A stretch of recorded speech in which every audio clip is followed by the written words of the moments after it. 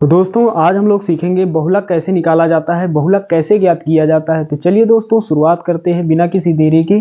साथियों यहाँ पर एक सवाल लिखा हुआ है, यहाँ पर आप देख पा रहे हैं सवाल एक लिखा हुआ है दोस्तों। इस सवाल में हमें बहुलक ज्ञात करना है। तो साथियों यहाँ पर वर्ग अंतराल यहाँ पर दिया हुआ है। वर्ग अंतराल 10 से 25, 25 से 40, 40 से 55, 55 से 70, 70 से 85 और 85 से 100। उसके बाद में साथियों यहाँ पर बारंबारता का मान दिया गया है, यानी फ्रीक्वेंसी का मान दिया गया है 2, 3, 7, 6, 6 और 6। तो चलिए दोस्तों इसे हल करते हैं। साथियों सबसे पहले यहाँ पर क्या लिखेंगे, हल। दोस्तों सबसे पहले हम लिखेंगे हल। उसके बाद साथियों यहाँ पर सबसे पहले साथियों वर्ग अंतराल में जाएंगे और यहाँ पर देखेंगे साथियों कि किस वर्ग अंतराल की बारंबारता सबसे अधिक है, सबसे ज़्यादा है। तो साथियों ये भी एक वर्ग अंतराल है, ये वर्ग अंतराल है, यानी ये सभी वर्ग अंतराल हैं। लेकिन दोस्तों हमें देखना है कि किस वर्ग अंतराल की बारंबारता सबसे अधिक है। यानी जो पहला वर्ग अंतराल है इसकी बारंबारता 2 है, दूसरा वर्ग अंतराल है इसकी बारंबारता 3 है और इस वर्ग अंतराल की बारंबारता 7 है, इसकी 6 है, इस वर्ग अंतराल की 6 और इसकी भी 6 है। तो दोस्तों यहाँ पर हम देखेंगे किस वर्ग अंतराल की बारंबारता सबसे अधिक है। तो दोस्तों यहाँ पर देख पा रहे हैं ये वर्ग अंतराल यहाँ पर लिखा हुआ है 40 से 55, यानी 40 से 55 जो आपका वर्ग अंतराल है, इस वर्ग अंतराल की बारंबारता यहाँ पर सबसे अधिक है। यानी 40 से 55 जो है वो यहाँ पर आपका 7 बार आया हुआ है। से हमें पता चल गया कि वर्ग अंतराल जो 40 से 55 है उसकी बारंबारता सबसे अधिक यानी 7 बार है। तो साथियों ये जो सबसे अधिक बारंबारता है इसे दोस्तों हम क्या मानेंगे, F1। इसे दोस्तों हम क्या मानेंगे, F1। ये हमारा F1 है दोस्तों, ये हमारा F1 है। उसके बाद दोस्तों हम ऊपर यहाँ पर देखेंगे, यानी बहुलक वर्ग की बारंबारता जो आप यहाँ पर लिखे हैं उसके ऊपर आपको देखना है दोस्तों। यहाँ पर 3 लिखा हुआ है, ये दोस्तों क्या है, ये आपका F0 है। ये क्या है, ये आपका F0 है। उसके बाद दोस्तों F1 के नीचे, यानी बहुलक वर्ग की बारंबारता F1 के नीचे यहाँ पर जो अंक है, जस्ट इसके नीचे दोस्तों जो यहाँ पर आप अंक देख पा रहे हैं ये आपका क्या है, F2 है। है जो बारंबारता है उसका यहाँ पर क्रम लिखा हुआ है। F का मतलब फ्रीक्वेंसी यानी बारंबारता। यहाँ पर पहले 0, फिर 1, फिर 2। ऊपर वाला जो यहाँ पर अंक होगा वो हमारा F0 होगा और नीचे वाला जो अंक होगा वो हमारा F2 होगा और बीच में F1 रहेगा। दोस्तों F1 क्या है, बहुलक वर्ग की बारंबारता। बात दोस्तों यहाँ पर सबसे अधिक बारंबारता यहाँ पर 7 की है। तो 7 के सामने दोस्तों, 7 के जस्ट सामने यहाँ पर आपको देखना है वर्ग अंतराल में कौन सा वर्ग अंतराल है, 40 से 55। तो साथियों यहाँ पर जो ये 40 है साथियों ये निम्न सीमा है और ये जो 55 लिखा हुआ है ये उच्च सीमा है। तो छोटा वाला मान निम्न सीमा और बड़ा वाला मान उच्च सीमा। तो साथियों यहाँ पर ये जो छोटा वाला मान होता है, छोटी वैल्यू जो होती है ये हमारा क्या है, L है, इसे हम L कहते हैं। उसके बाद दोस्तों हमें H का मान चाहिए। तो साथियों H का मान हमें कैसे मिलेगा, तो साथियों H का मान आप किसी भी वर्ग अंतराल में आप बड़े में छोटे को घटाएंगे तो आपको H का मान मिल जाएगा। यानी जो ये उच्च सीमा में निम्न सीमा को घटाएंगे तो आपको H का मान मिल जाएगा। यानी इनके बीच में डिफरेंस कितने का है, यहाँ पर प्रत्येक वर्ग अंतराल में आपको एक ही टाइप का डिफरेंस देखने को मिलेगा। इनके बीच जो अंतर है वो समान है। 25 में 10 घटाएंगे दोस्तों 15 बचेगा, 40 में 25 यहाँ पर भी 15 और 55 में 40 यहाँ पर भी 15। यानी प्रत्येक वर्ग अंतराल में आपको जो डिफरेंस है वो सेम यहाँ पर आपको मिलेगा। तो दोस्तों H का मान यहाँ पर कितना हो जाएगा, तो दोस्तों यहाँ पर लिखेंगे H बराबर यहाँ पर कितना हो जाएगा, 55 में यदि हम 40 घटाएंगे कितना बचेगा, 15। तो दोस्तों H का मान यहाँ से आप पता कर सकते हैं। दोस्तों H को हम क्या कहते हैं, वर्ग अंतराल की माप, वर्ग अंतराल की माप। यहाँ तक आपको समझ में आ गया होगा। चलिए दोस्तों यहाँ पर अब सारे मान यहाँ पर एक स्थान पर लिख लेते हैं।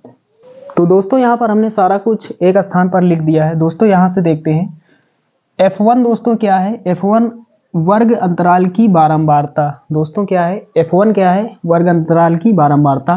उसके बाद दोस्तों एल यहाँ पर लिखा हुआ है। एल क्या है दोस्तों? बहुलक वर्ग अंतराल की निम्न सीमा। बहुलक जो है कितना था? 7।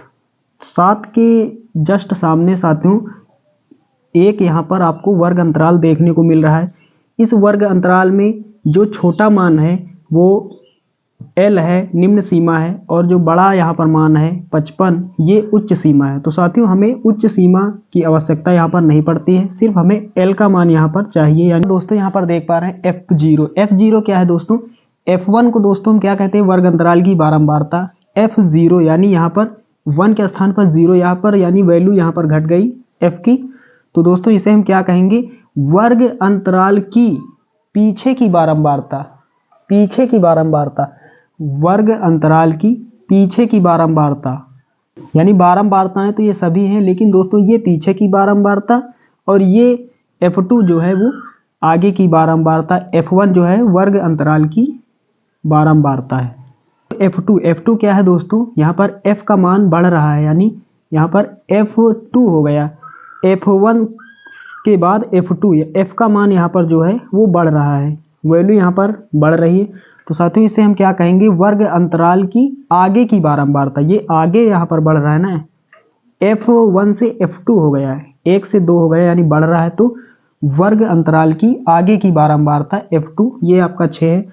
H यहाँ पर H दोस्तों क्या है? H है आपका वर्ग अंतराल की माप, यानी वर्ग अंतराल में जितने का डिफरेंस होता है, तो यहाँ पर ये H का मान हो जाता है। तो अब यहाँ पर सूत्र का प्रयोग करते हैं और सारे मान यहाँ पर रख देते हैं, आंसर हमारा आ जाएगा। तो साथियों यहाँ पर होता है सूत्र बहुलक। तो साथियों ये बहुलक का सूत्र यहाँ पर लिखा हुआ है दोस्तों। बहुलक जिसे जेड से लिखा जाता है, तो बहुलक बराबर क्या होता है? L plus F1 minus F0 upon 2F1 minus F0 minus F2 into H। अब दोस्तों यहाँ पर सारे मान रख देंगे। तो साथियों यहाँ पर L का यहाँ पर दोस्तों मान क्या है? 40 है, यहाँ पर लिख देंगे 40 प्लस, उसके बाद दोस्तों यहाँ पर F1, दोस्तों F1 का यहाँ पर मान क्या है? यहाँ पर 7 है दोस्तों, 7 है, यहाँ पर रख देंगे, माइनस F0 का मान दोस्तों 3 है, फिर उसके बटे में, फिर दोस्तों बटे का निशान लगाएंगे। 2F1 है, 2 इंटू F1 का मान 7 है, माइनस F0 का मान दोस्तों 3 है, उसके बाद में माइनस, यहाँ पर ये माइनस लगा देंगे। F2 का दोस्तों मान 6 है, यहाँ पर 6 लिख देंगे, इंटू गुणा लगाएंगे H का मान दोस्तों कितना है? 15 है। इसे आगे हल करेंगे, यहाँ पर 40 हो जाएगा, उसके बाद में प्लस 7 में दोस्तों 3 घटाएंगे, कितना बचेगा? 4 बचेगा, और नीचे यहाँ पर करना है 7 दूना 14 यहाँ पर हो जाएगा। साथ ही यहाँ पर माइनस का 3 माइनस का 6, यानी एक जैसी चिन्हों वाली संख्याएं जुड़ जाती है और चिन्ह वही रहता है। तो यानी चिन्ह दोनों के एक समान है, तो एक समान चिन्हों वाली संख्याएं जुड़ जाती है और चिन्ह वही रहता है। तो माइनस जो है वो माइनस ही रहेगा और संख्याएं जुड़ जाएंगी। 6 में 3 जोड़ेंगे 9 हो जाएगा, इंटू यहाँ पर 15 यानी गुणा 15। आगे और हल करते हैं, यहाँ पर 40 हो जाएगा, प्लस यहाँ पर 4 बचेगा दोस्तों। 14 में यहाँ पर घटाएंगे 9, तो कितना बचेगा? 5 बचेगा, और गुणे यहाँ पर 15। अब दोस्तों इसे काट देंगे, 5 1 के 5, 5 3 15, ऊपर हो जाएगा 3। अब दोस्तों यहाँ से आगे हल करेंगे, तो यहाँ पर लिख देंगे 40 प्लस यहाँ पर 4 पहले लिख लेंगे, उसके बाद दोस्तों यहाँ पर इंटू यानी गुणा लगाएंगे, और यहाँ पर 3 बार ये गया है, तो यहाँ पर 3, और दोस्तों नीचे कुछ नहीं बचा, तो नीचे का कुछ नहीं लिखेंगे। ये हो जाएगा दोस्तों 40 प्लस, और 4 3 12। अब दोनों को दोस्तों ऐड कर देंगे, जोड़ देंगे, तो क्या हो जाएगा? ये 2 हो जाएगा और ये 5 हो जाएगा, यानी 52 हो जाएगा। तो साथ ही यहाँ पर जो बहुलक है वो हमारा यहाँ पर आ चुका है। तो बहुलक का मान यहाँ पर क्या हो जाएगा? ये 52 हो जाएगा। आंसर हमारा आ चुका है।